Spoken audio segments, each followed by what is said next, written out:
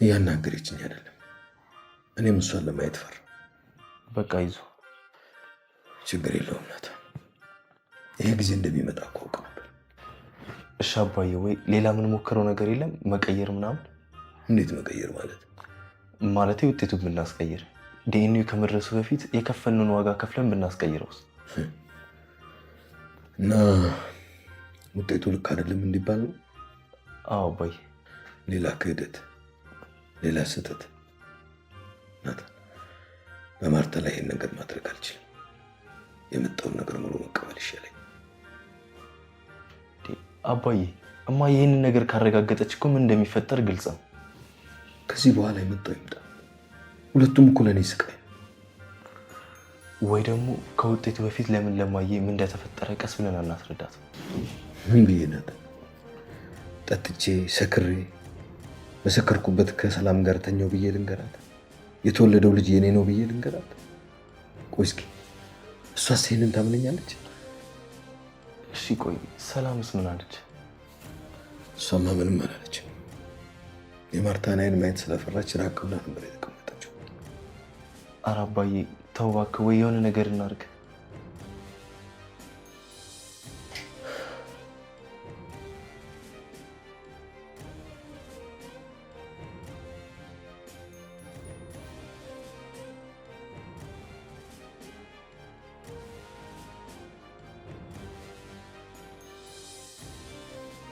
ህይወት ከተወለዱ ጀምሮ ፈተና ትግል መሆኗን ሁሉም በየራሳቸው መንገድ ይረዳሉ። ለመቀመጥ፣ ለመቆም፣ ለመራመድ፣ ህይወትን ለማሸነፍና ለመማር የተለያዩ ትግሎችን ሁሉ በፈተና ነው የሚያልፈው። ከግቢ ውጭ ባለው ስጋት መካከል የቃላት ንግግር ያደርጋሉ።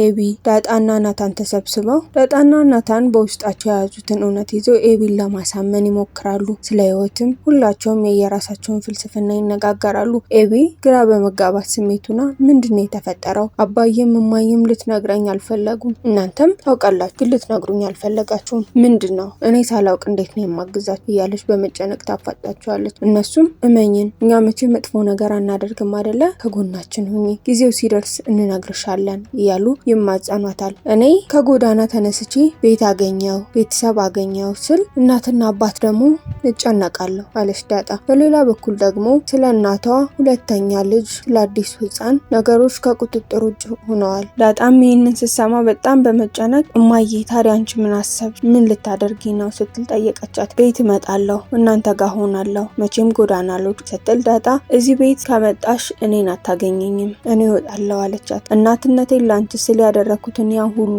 መስዋዕትነት እያወቅሽ ከወጣሽ የሚመጣውን ወስነሽ ውጪ የሚል የመጨረሻ ውሳኔዋን ሰላም ተናገረች። በሆስፒታል ቀጠሮ መሰረት ህፃኑን ይዛ 4 ሰዓት ላይ ቅዱስ ጳውሎስ ሆስፒታል እንደተገናኙና ዲኤንኤውን እንደሰጠችው ነገረቻት። ማርታ በደረሰባት ከባድ የስነ ልቦና ስብራት ምክንያት ክፍሏን ዘግታ ምግብ መብላት አቁማለች። ልጆቿ አንዴ እየሳቁ አንዴ እያለቀሱ ምግብ እንድትበላ ሊያደርጉ ቢሞክሩም አልተሳካም። ምግብ መብላት ካቆመች 2 ቀን አልፏታል። ደረጀም በመጨነቅ ውሃን እስኪ እንድትበላ አድርጊ፣ እናትሽ እኮ ምግብ እየበላች አይደለም ብሎም ቢልካት ነገሩ ሊሳካ አልቻለም። ደረጀም በበኩሉ በሰራው ስህተት ምክንያት ውስጡ በከባድ የጥፋተኝነት ስሜት ተሞልቷል። ኤቢ አንቺ መቼም እንዳትፈርጅብኝ፣ እኔ ድሮም የምታውቂኝ አባትሽ ነኝ። ምንም አይነት ሁኔታ አልቀየርም። እኔ ምንም የሚለውጠኝ ሰው አይደለሁም፣ አባትሽ ነኝ በማለት በፍርሃትና በሀዘን ተሞልቶ የማጸናት ነበረ። በቤቱ ውስጥ ያለው አየር በሙሉ በጭንቀት ተሞልቷል። ሁሉም ተኝተው ማደር አቅቷቸዋል።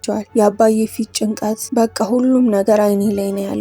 አባዬ በቃ ተስፋ ቆርጧል። ከመሄድ ውጭ ምንም አማራጭ የለውም። ማርታን እንዴት እንደፈራዋት እንኳን ለአባዬ ይቅርና እኔ ራሴ ማየት እንዴት እንደፈራው እያሉ ናታንና ዳጣ ይነጋገራሉ። መፍትሄም ለማመንጨት እየሞከሩ ባለበት ሰዓት ምንም ነገር ግን ፍንጭ ሊመጣላቸው አልቻለም። ገዜ ለዛ ከአቻ ጋራ ባላት ግንኙነት በጣም ተከፍቷል። ይኸው አንቺ ያመጣሽው ሰይጣን ተጎትቶ ተከቶ ምንም ተጣልተው የማያውቁትን ሰዎችም አጣላቸው እያለ ይናገራታል። ለዛም ተው እንጂ አባ ገዜ እያለች ለማናደድ እየሞከረች ወንድ እኮ አይታመንም ሲጀመር አለችው። ወንድም ሴትም ብሎ ነገር የለም፣ የወንድም ካህድ ያለ የሴትም ካህድ ያለ፣ የሴት ከሃዲ ደግሞ አንቺ ነሽ እወዳለሁ ብለሽ ከሌላ ሰው ጋራ ደግሞ የምትካጀይ ብሎ ሊያናድራት ሞከረ። ቃዲስ ከኤቢ ጋራ የቀለበት ምርጫ ፕሮግራም ስለነበራቸው ወደ ኤቢ ቤት እየመጣ ያለ መንገድ ላይ አርጁንን ያገኘዋል። አርጁንም በፍቅርና በበቀል ስሜት ተሞልቶ አንተ ግን ኤቢን ከልብ ነው የምትወዳት፣ ከኔ በላይ ግን መቼም አትወዳትም፣ ለወደድኳት ሴት እሞታለሁ፣ እሷ የኔ ብቻ ናት፣ አንተንም አታገባም እያለ ቃዲስ ላይ ያፈጠጠበት። ቃዲስ ግን በተረጋጋ ስሜት አርጁን ተረጋጋ፣ ህይወት ማጣትም ማግኘትም ያካተተች መሆኗን በመረጋጋት ሊያናግረው ሞከረ። ቃዲስ ከኤቢ ጋራ ተገናኝቶ ስለ ቀለበቱ ምርጫ ሊሄዱ እንደነበረ ሲነጋገሩ ኤቢ ግን ልክ አልነበረችም።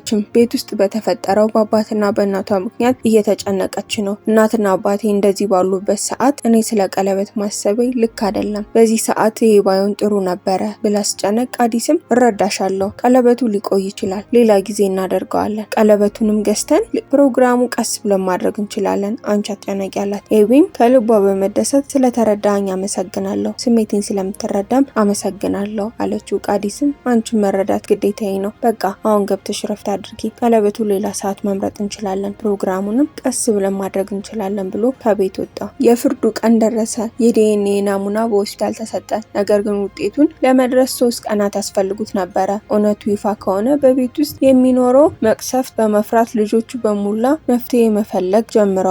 ስለዚህ ነገር ኤቢ መስማት የለባትም አለ ናታን ለዳጣ። ምክንያቱም እሷ ማርታን በጣም ነው አብዝታ የምትወዳት። ስለዚህ ነገሩን ስትሰማም ከማርታ ጎን በመቆም አባዬ ልትጎዳው ትችላለች፣ ስለዚህ ይህን ነገር በሚስጥር ነው መያዝ አለብን ብሎ ለዳጣ አስጠነቀቃት። ናታን ለደረጀ አንድ አማራጭ አቀረበለት። አባዬ ሌላ የምንሞክረው ነገር የለም? ማለቴ ውጤቱን ብናስቀይረውስ? ዲኤንኤው ከመድረሱ በፊት የከፈልነውን ዋጋ ከፍለን ብናስቀይረውስ አለው። ደረጀ ግን በከባድ ቁርጠኝነትና ሀዘን አንገቱን ነቀነቀ። ሌላ ክደት፣ ሌላ ስህተት ማርታ ላይ ይህንን የማድረግ አልችልም፣ የመጣውን ነገር በሙሉ መቀበል ይሻለኛል። ናታን ተስፋ ሳይቆርጥ እንዲህ አባዬ እሷ ይህንን ነገር ካረጋገጠች ምን ሊፈጠር እንደሚችል እኮ ግልጽ ነው በማለት ሊሟገተው ሞከረ። ደረጀ ግን ከዚህ በኋላ የመጣው ይምጣ፣ ሁለቱም እኮ ለኔ ስቃይ ነው። አሁን ዲኤንኤ ውጤቱን ብቀይረውም ስቃይ ነው፣ እውነቱን ብታውቅም ስቃይ ነው። ስለዚህ አልሸሽጋትም፣ ቀኑ ደርሷል፣ ተወቅ። በሰከርኩበት አጋጣሚ ከሌላ ሴት ጋራ ተኝቼ የተወለደ ልጅ ነው ብዬ